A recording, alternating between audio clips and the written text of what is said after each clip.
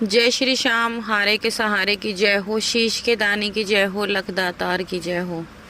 दोस्तों, जिस वक्त हम परेशान होते हैं, हमारे पास कुछ भी नहीं होता और हम पूरी तरह से टूट चुके होते हैं, उस टाइम हमें क्या दिखाई देता है? हमें दिखाई देता है कि कहीं से हम अपने दोस्तों की मदद ले लें या फिर अपने रिश्तेदारों की मदद ले लें। पर उस बुरे वक्त में है ना, वो कभी साथ नहीं देते। वो और 2 कदम पीछे हट जाते हैं हमसे। जो लोग हमारे रिश्तेदार होते हैं, जो हमारे दोस्त होते हैं, वो हमसे 2 कदम और दूर हट जाते हैं। अब ऐसे में इंसान क्या करे? एक भगवान ही है जो हमारा सहारा बन सकते हैं, वो है हमारे खाटू श्याम बाबा, हारे का सहारा बाबा श्याम हमारा, जो कि हमारा हर पल साथ देते हैं, हमारा हर दुख में साथ देते हैं। तो दोस्तों, ऐसे ही एक सत्य कहानी मैं आप लोगों के साथ आज शेयर करने जा रही हूँ, जिसे सुनकर आपकी आंखें भर आएंगी। जो कि सोनाली जी की कहानी है। वो वाराणसी की रहने वाली हैं, बनारस की रहने वाली हैं। तो कहानी को शुरू करने से पहले जो भी लोग नए जुड़ रहे हैं, हमारी वीडियोस को देख रहे हैं, सबसे पहले वो हमारे चैनल को ज़रूर सब्सक्राइब कर लें, क्योंकि हम अपने चैनल पर ऐसी वीडियोस लेकर आते रहते हैं। श्याम बाबा के सत्य चमत्कार, श्याम बाबा के सत्य अनुभव, श्याम बाबा की सत्य कहानियाँ आप सभी लोगों के साथ हम शेयर करते हैं। और आप भी हमारी वीडियोस को ज़्यादा से ज़्यादा शेयर कीजिए। और अगर आपको हमारी वीडियो पसंद आती है तो प्लीज़ वीडियो को लाइक करें और कमेंट बॉक्स में जय श्री श्याम लिखना बिल्कुल ना भूलें। और ज़्यादा से ज़्यादा हमारे चैनल को, हमारे वीडियोज़ को शेयर करें। तो चलिए दोस्तों, ज़्यादा देरी ना करते हुए वीडियो को शुरू करते हैं। तो आज की कहानी सोनाली जी की है, जो कि बनारस की रहने वाली हैं। सोनाली जी के माता पिता बचपन में ही उन्हें छोड़कर चले गए थे। सोनाली जी बताती हैं कि जिस वक्त वो छोटी थी, करीब 7 साल की थी, उनके माता पिता किसी कारणवश बीमारी की वजह से उन दोनों का देहांत हो गया और वो अकेली रह गई। सोनाली जी के और कोई भाई बहन नहीं थे, वो अकेली थी। अब ऐसे में उनके घर में उनके ताई ताऊ जी ने उनको पाला था। पर वो कहते हैं ना, सोनाली जी बताती हैं, माँ बाप तो माँ बाप ही होते हैं। उन्होंने पाल पोस के भले ही बड़ा कर दिया, पर जो प्यार माँ बाप दे सकते हैं ना, वो दुनिया की कोई भी दौलत बच्चे को नहीं दे सकती। चाहे वो कितना भी अच्छे हों, ताई ताऊ हों, कोई भी हो, कोई किसी के बच्चे को ऐसा प्यार नहीं दे सकता जो कि माँ बाप दे सकते हैं। ऐसा ही कुछ सोनाली जी के साथ था।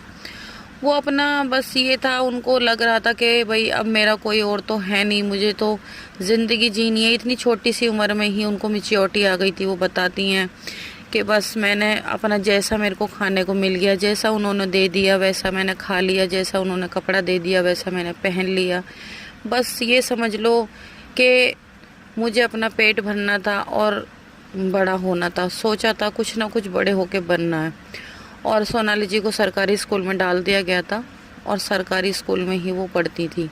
सोनाली जी बताती हैं कि उन्होंने ज़्यादा पढ़ाई भी नहीं की। उन्होंने करीब 12th क्लास तक उन्होंने पढ़ाई की है। जैसे तैसे उन्होंने वो पढ़ाई कर ली। उनके ताई ताऊ जी का व्यवहार उनके प्रति कुछ ज़्यादा खास नहीं था, जिस वजह से उनकी पढ़ाई भी पूरी नहीं हो पाई सही ढंग से। और उनका पालन पोषण जिस तरीके से होना चाहिए था, उस तरीके से उनका पालन पोषण भी नहीं हुआ। जब सोनाली जी 18 साल की हुई, 18 साल के बाद उनके ताई ताऊ जी ने उनके लिए लड़का देखना शुरू कर दिया। और जल्द ही उनकी करीब 21 साल की उम्र में शादी कर दी गई। शादी भी कुछ ज़्यादा अच्छे खासे घर में नहीं थी, नॉर्मल फैमिली थी। अब वहाँ पर भी उनको यही था कि उनको वहाँ पर भी कमाना ही था, तभी उनका गुजारा चल पाता। इस घर में, ऐसे घर में उनकी शादी हुई थी। अब उनका बस यही था कि भाई, वो ब्राह्मण फैमिली से बिलोंग करती हैं। वो बताती हैं कि वो ब्राह्मण फैमिली से होने के बावजूद भी कभी श्याम बाबा के दर्शन नहीं कर पाई, कभी श्याम बाबा से मिल भी नहीं पाई।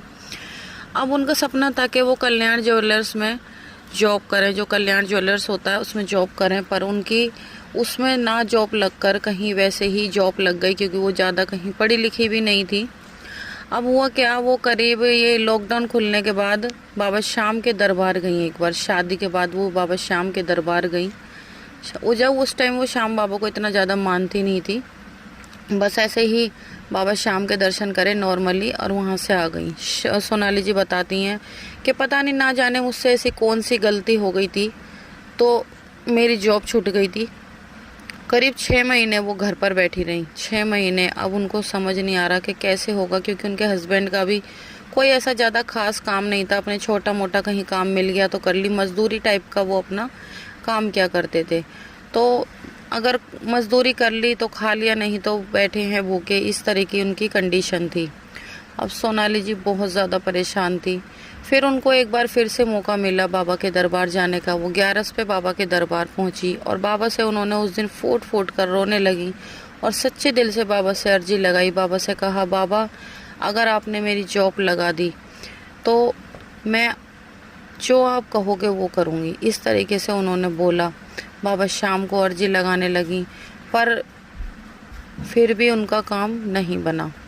तभी उनको लगा कि ये बाबा शाम किसी की सुनते नहीं है, औरों की सुनते होंगे, मेरी तो इन्होंने सुनी नहीं। बाबा शाम पता नहीं दूसरों की सुनते हैं, मेरी क्यों नहीं सुनते। और दोस्तों, लेकिन फिर किसी ने सोनाली को समझाया कि तुम बाबा शाम के दरबार गई, अभी तुम्हें 10-15 दिन हुए, तुम क्यों चिंता कर रही हो, तुम बाबा पर विश्वास रखो, तुम्हारा काम ज़रूर बनेगा। क्योंकि सोनाली इतनी ज़्यादा परेशान थी, उनको बहुत जल्दी थी, उनको लग रहा था कि बस जल्द से जल्द उनकी जॉब लग जाए, जिसकी वजह से उनकी घर की कंडीशन सही हो जाए। वो कहती हैं कि उस टाइम माइंड इतना ज़्यादा डिस्टर्ब था कि बहुत ज़्यादा सब चीज़ को ऐसा लगता था कि बस जल्दी से जल्दी मेरा ये काम हो जाए। पर उन्हें फिर जिसने बताया, उन्हें थोड़ी उम्मीद जगी, उन्हें लगा कि शायद मैं ज़्यादा जल्दबाजी कर रही हूँ।